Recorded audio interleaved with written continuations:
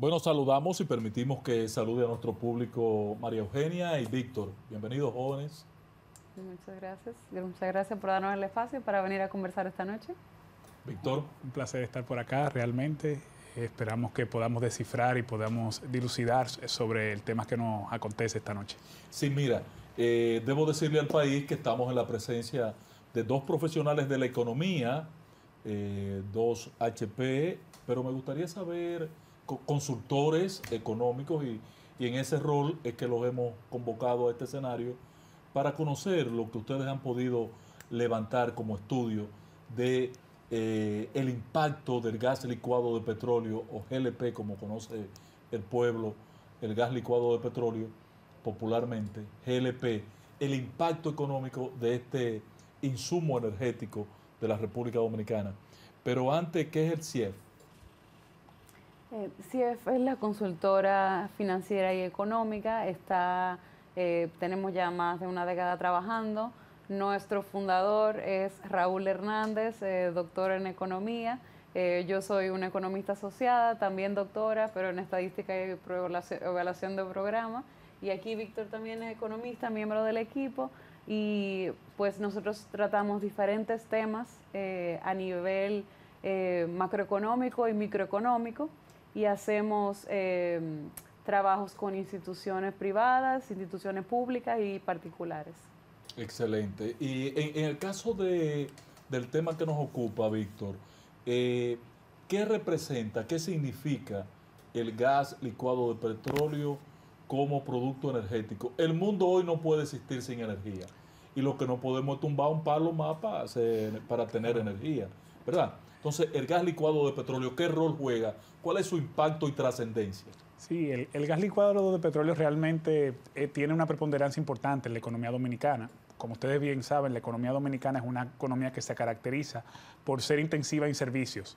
Y en ese sentido, pues hay varios sectores dentro del rubro servicios que se benefician del uso del gas licuado de petróleo. La economía, para producir, para moverse, necesita energía.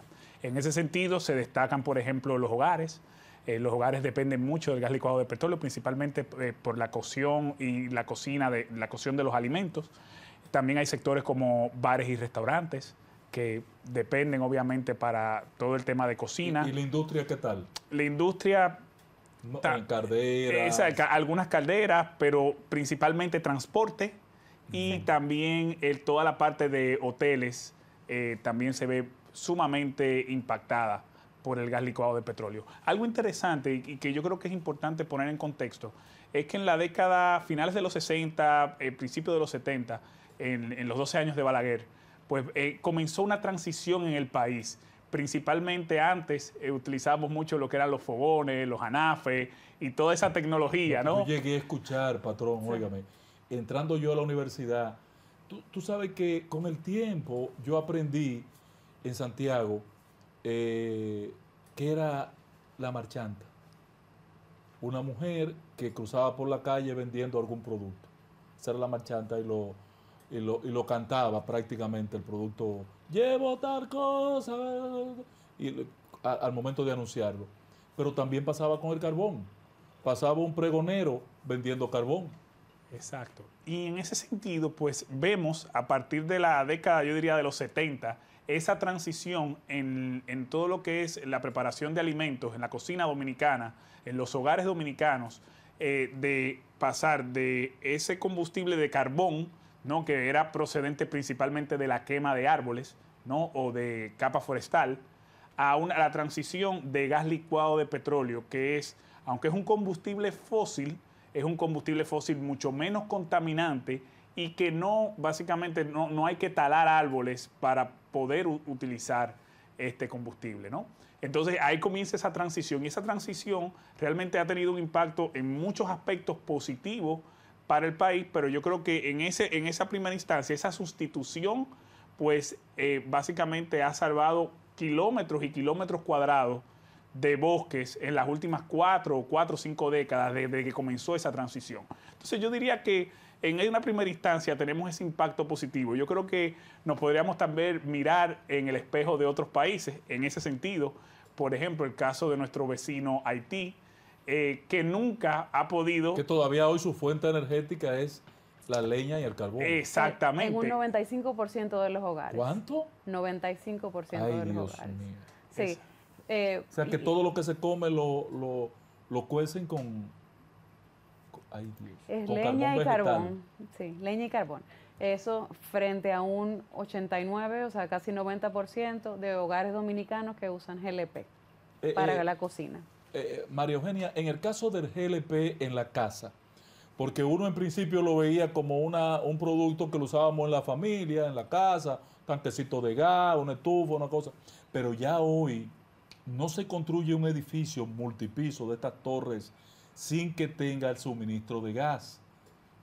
Toda esa tecnología que se ha diseñado e implementado, ¿ustedes tuvieron la oportunidad de evaluarlo también? Lo que hemos evaluado es, por ejemplo, que ya eso se hace por regla, ¿no? Es como el estándar.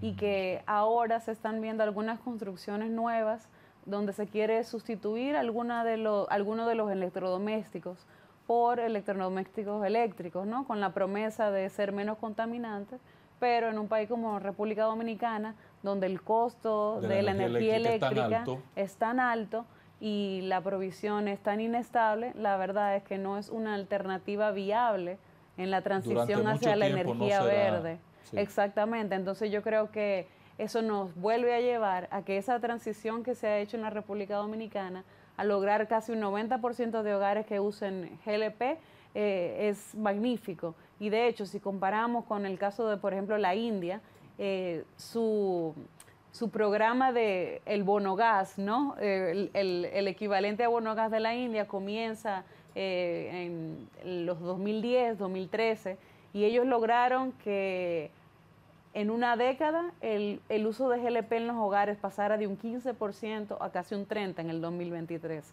Que imagínense los millones de personas que representan esos hogares para la India. Son 1.500 millones de indios.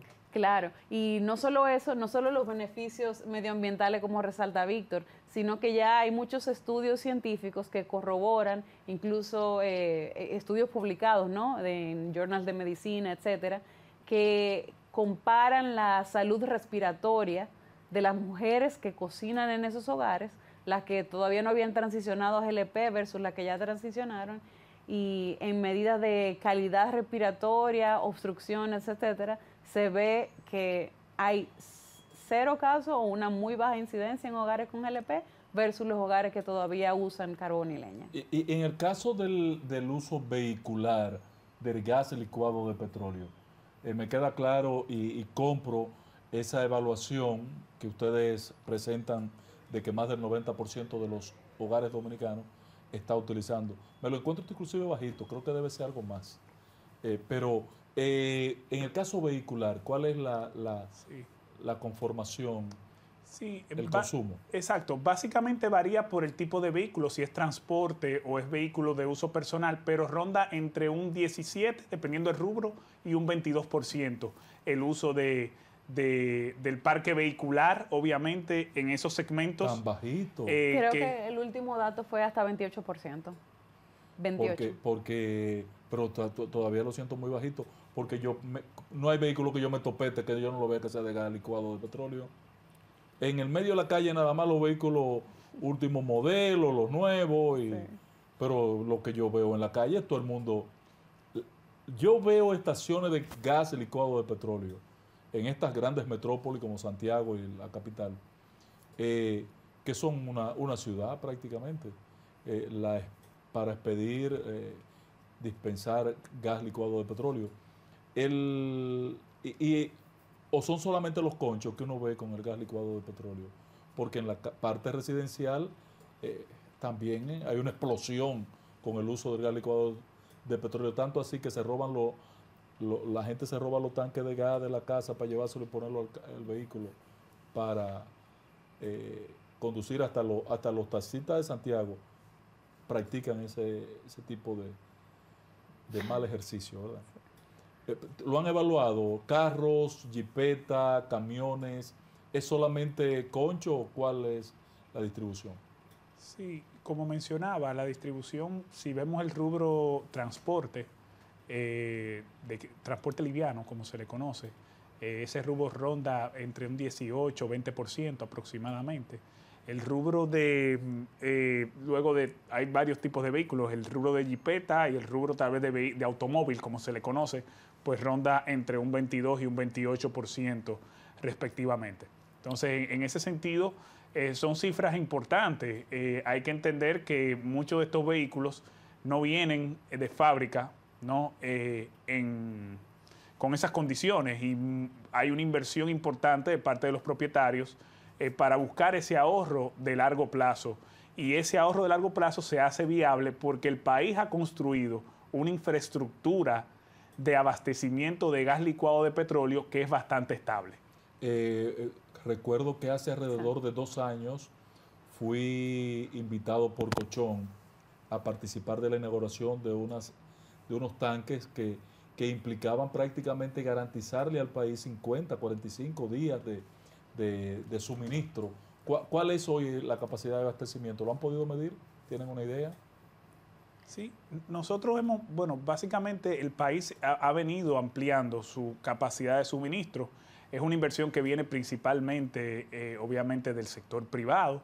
Y yo creo que hay 2 componentes que hay que evaluar. Uno, la parte de almacenamiento, que es sumamente importante, pero también la parte de distribución. ¿No? Claro. Entonces, esta red de distribución. La red de distribución es ha crecido, ¿no? Bastante. Y como usted ve que la distribución, hay muchas estaciones, ¿no? Pero también hay muchas compañías, usted ve los camiones que llevan a los hoteles, a las torres, a los restaurantes. Entonces es una combinación, ¿no? Una industria que ha demostrado mucha capacidad de organización en la logística de la distribución del material y también mucha seguridad. Yo debo decir que es de los sectores que más cuidado ha tenido en renovar su flotilla vehicular permanentemente. Porque aquí los camiones que ustedes ven circulando en la calle, y yo soy fenatrado y camionero, pero aunque no tan camionero, pero son vehículos de 30 y 40 años que hay en la calle, estos camiones, estas patanas, estos remolques de tráiler que hay.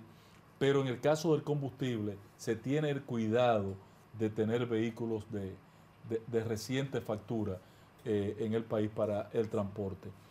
El impacto económico en la población de mi presupuesto, como una familia que tiene una canasta básica en función del quintil en que esté, ¿cuánto es el impacto del gas licuado de petróleo en el uso cotidiano? Bueno, yo daría un pasito atrás a ver, bueno, en la economía en general, cuáles son los usos que tiene el gas licuado del petróleo. Y el 60% de la producción la usan los hogares. Entonces, dentro de los hogares... El 60% del gas licuado que se usa en el país exactamente, está en el hogar. Exactamente, es bastante.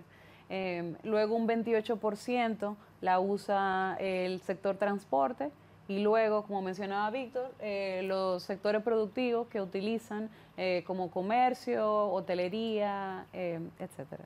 Entonces... en la parte industrial no mucho. Por ejemplo, industrias que utilizan calderas o algo así, ¿utilizan gas licuado de petróleo también? Sí, bueno, en ese 11-12% entran bares y restaurantes, hotelería y comercio que, bueno, puede incluir también ese tipo de negocio. Perfecto. Entonces, pongamos eso en número. Esa es la distribución como recurso energético. Sí. En el caso de lo que para mí representa mensualmente en mi canasta básica, tengo una canasta básica mensual de 45 o 50 mil pesos hoy, alrededor de 49 según las últimas upgrades que he visto, 50 mil pesos.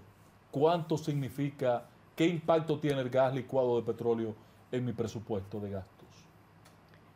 Bueno, eso depende del quintil de ingreso.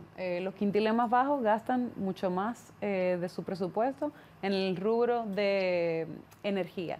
Pero creo que más que el gasto efectivo que hacen los dominicanos en la energía, es importante saber cómo la dinámica de los precios y el gasto. Exactamente.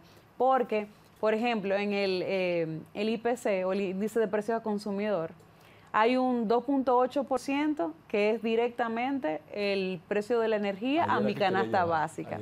Entonces, sin embargo, se lleva hasta un 11%, corrígeme, Víctor. Sí, hasta casi un 12% cuando se suman los efectos indirectos. Cuando se suman el efecto indirecto, exactamente. Transporte, calefacción, porque yo uso gas licuado de petróleo para el calentador porque ¿quién prende un calentador con otro tipo de energía que no sea gas licuado de petróleo? Así Entonces, que ha tomado un gran espectro, una gran masificación el uso del calentador de agua con gas licuado de petróleo en el país. Así es.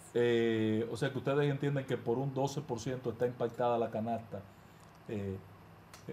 Es así. Exactamente.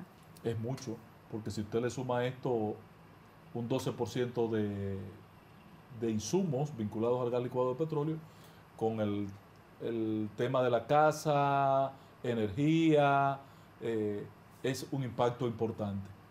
Hoy día estamos de frente a una reforma fiscal que yo no tengo claro. Ustedes son economistas con maestría y cosas de esas. Me pongo yo a hablar disparate aquí y quedo mal.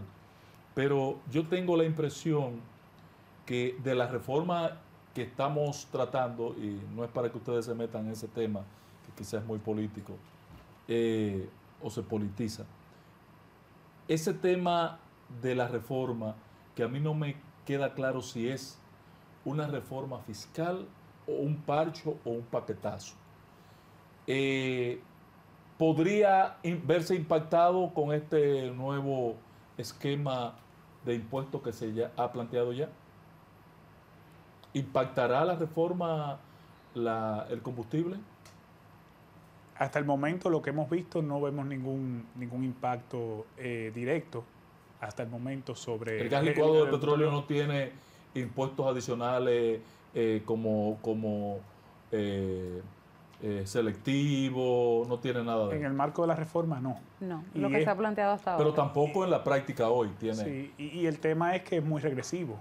No, es muy regresivo porque básicamente es un producto muy consumido por toda la sociedad. No, entonces, el 12% ya ahí tú tienes un valor definido que impactaría en la parte económica significativamente. Sí. Pero en términos general, de manera colateral no impactarían en la vida de la gente el que suba el precio del gas licuado de petróleo en la República Dominicana, que para mí está muy alto todavía, porque el barril de petróleo bajó hace un par de semanas a $65, y el gas licuado de petróleo y el gas natural también bajaron. ¿No impactaría que la gente tenga un respiro por esa vía también? ¿Ustedes no estarían de acuerdo que a la gente le den una bajadita al precio del gas licuado de petróleo? Bueno, si se mira históricamente, los precios de GLP han sido bastante estables. Entonces, tiene eso de positivo, que en términos reales se mantiene bastante estable. O sea, lo que me cuesta a mí está más o menos estabilizado en el tiempo. Entonces, eso me permite planificar, me permite hacer mi presupuesto, me permite saber qué viene con ese gasto de el gas en el hogar o a través del transporte. Lo que, bueno, no sé.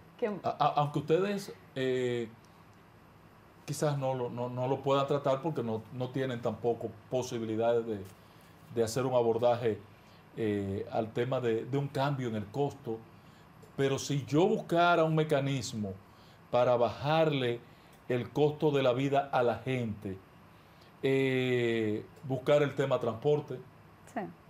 Y si tú impactas en el costo del gas licuado de petróleo, tendrías que procurar que por ahí le impacte el tema de la energía eléctrica, el tema insumos que puedan ser generalizados o por los cuales se podría canalizar un subsidio más directo a la gente.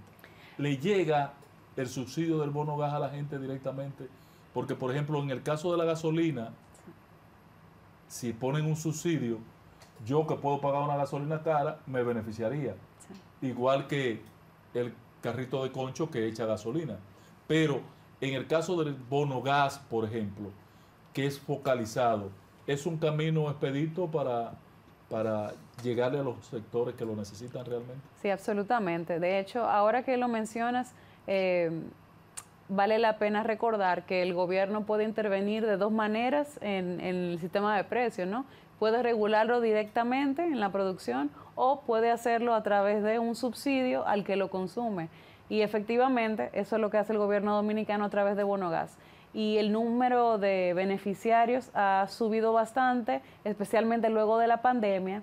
Y eso es básicamente una transferencia Directa. Exacto, es una transferencia directa, es focalizada, que es bueno, o ayuda a que quien lo reciba sea quien realmente lo necesita más. Yo recibo llamadas en la emisora, en CDN, y la gente cuando no le ponen los chelitos a la tarjeta de gas te llama, que mira, no lo han puesto, que hace 2 semanas no lo pusieron. Sí. Porque parece que ya hay una dependencia en algunos sectores de la sociedad. Pero me agrada saber que tiene un impacto directo y que puede ser focalizado. Ahora, en función del costo de la vida, lo que le están poniendo a la gente es suficiente. Ustedes lo han evaluado. ¿Qué adicionalmente estos sectores, que generalmente el primer quintil, qué adicional tienen que gastar? ¿Cuál es el gasto más o menos de una gente? ¿Lo han podido evaluar ustedes en el ejercicio de consulta? Bueno, en este ejercicio no hemos ido más allá al rubro del hogar, ¿no? Sino que hemos hecho un análisis más macroeconómico de quiénes son impactados, quiénes reciben beneficios, cómo se distribuye el uso del GLP en la economía. Pero presumo que para los 3 quintiles más bajos, que son probablemente los mayores recipientes de bono gas, el gasto adicional va a ser menor que lo que ganan un poco más, especialmente porque se ha ido aumentando no solo el número de beneficiarios, sino también la cobertura a esos niveles, o sea, en esa población en particular. Incluyendo la cobertura a nivel de los vehículos también, de la parte vehicular, que también parece que es un buen comodín. En el caso de la época prepandemia y pospandemia, ¿cuál ha sido el crecimiento? Porque estamos hablando de, como tú muy bien decías, Víctor, 50 años, 70 a la fecha, son 50 años de desarrollo del gas licuado de petróleo. Y evidentemente que como recurso energético es fundamental para nuestro país. Pero prepandemia y pospandemia, ¿cuál ha sido el comportamiento de su impacto en nuestra sociedad? Sí, básicamente a nivel de tendencia, la pandemia, cuando entró la pandemia, hubo obviamente un impacto a nivel, yo diría, internacional de todo lo que son los commodities de energía. La demanda cayó en términos generales. Hubieron muchos sectores que ciertamente pues cerraron o se paralizaron. Entonces ese consumo en el hogar se mantuvo. Pero como decía María, pues eso es un 60% aproximadamente. Pero los demás rubros se vieron sumamente afectados. Entonces la demanda se vio afectada en ese año y medio de pandemia, producto de esos sectores que prácticamente cerraron o vieron su actividad disminuida. En el caso de la demarcación, ¿ustedes han podido evaluar en la parte rural y en la parte urbana cuál es el impacto del gas licuado de petróleo?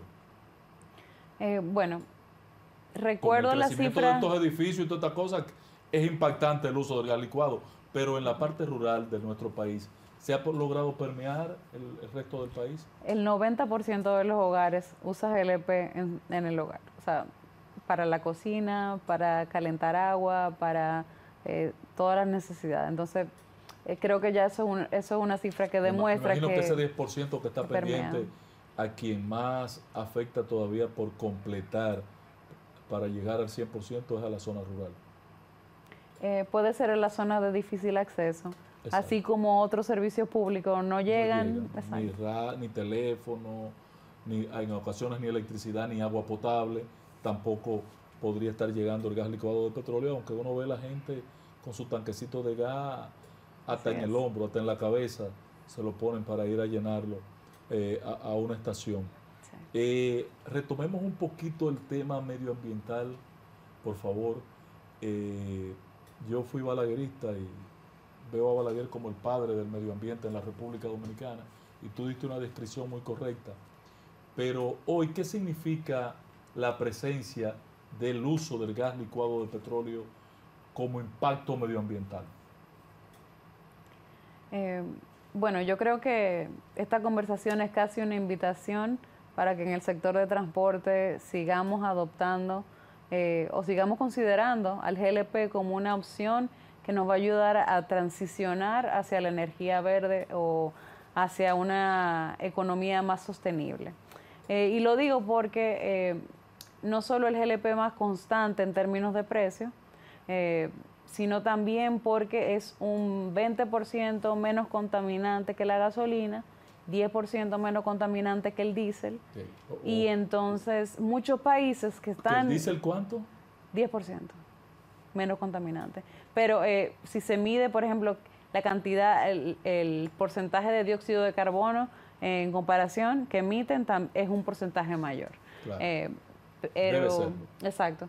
Entonces, en ese sentido, hay que evaluar, como han hecho otros países que están en esa transición energética, que son países en desarrollo, que han, por ejemplo, el transporte público, lo usan o motivan a que sea con uso de GLP, porque es menos contaminante que otras opciones. También, bueno, así como se hace aquí con bono gas, también se hace subsidio directo a los hogares y pues campañas que comuniquen sobre el proceso de transición a la energía verde, porque a veces la gente piensa tener un Tesla. Tener un Tesla es a lo que yo debería aspirar.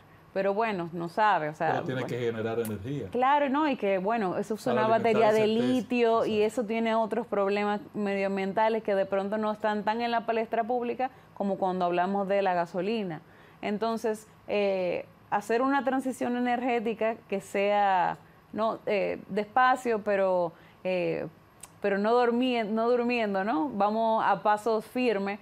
Que vaya y que se apalanque del GLP, aprovechando esa infraestructura, aprovechando esa gran red de distribución y esa disponibilidad, además de ser un sector que, como tú bien mencionaste, ha demostrado seguridad en el manejo. Entonces, es una opción, sin duda, a considerar, no solo nosotros como... entidades privadas, o sea, como un ciudadano dominicano, sino también de proponerlo como política pública. Un recurso esencial, entonces concluimos como un recurso esencial para como recurso energético para la República Dominicana. Sí, para la transición hacia una energía verde, sostenible para el futuro de los dominicanos. Yo veo a República Dominicana no solamente como lo que somos, un gran país en proceso de pleno desarrollo. Yo veo a veces el país como un avión en pleno vuelo, casi en piloto automático. No importa quién venga ahí de presidente, este país va a seguir adelante. Ahora, tenemos un vecino que nos afecta. ¿Estaríamos nosotros en capacidad de ser una fuente de suplir energía, como el caso del combustible gas licuado de petróleo, a Haití? ¿Estamos en capacidad de hacer una transferencia de este combustible a Haití para ver si transferimos también la cultura del uso del gas licuado de petróleo allí? ¿Estaríamos en capacidad? ¿Ha pensado Colchón, la asociación, el grupo de empresarios, ha pensado en esta alternativa? Mira, yo creo que es un tema que debe de estudiarse. No me corresponde a mí tal vez fijar una posición en ese sentido. Sin embargo, yo sé que ustedes son consultores y tienen un tema muy específico, pero como ya lo han tocado, han acariciado la figura. Mira, ¿no? Yo creo que cuando compartimos una isla, cuando vemos el impacto que tiene el gas licuado de petróleo en la isla, pues sería una externalidad positiva que Haití pudiera obviamente reforestarse y que pudiera aumentar su capa boscosa y mantener esa capa. Y depender de otros recursos energéticos Exacto. que no sea la... Eso sería una externalidad positiva para nosotros en términos medioambientales porque compartimos una isla, eso es una realidad. Yo creo que es un tema complejo, como te digo, porque hay la prensa, ustedes ven la prensa, todos los temas de seguridad que hay, imagínense, para distribución de mercancías, imagínate para distribución de gas. Distribución de gas, que es más, que es más complejo, ¿no? Que sí. tiene unos requerimientos de seguridad pues mucho mayores, ¿no? Entonces, digo, puede ser posible, pero tienen que darse una serie de condiciones para que sea viable en el mediano largo plazo. Actualmente, en mi opinión muy personal, creo que hay un camino por recorrer en ese sentido, para que eso pueda ser una realidad. Perfecto, bueno, muchas gracias, jóvenes. La verdad que un gran placer tenerle en este escenario. Espero que lo hagan suyo.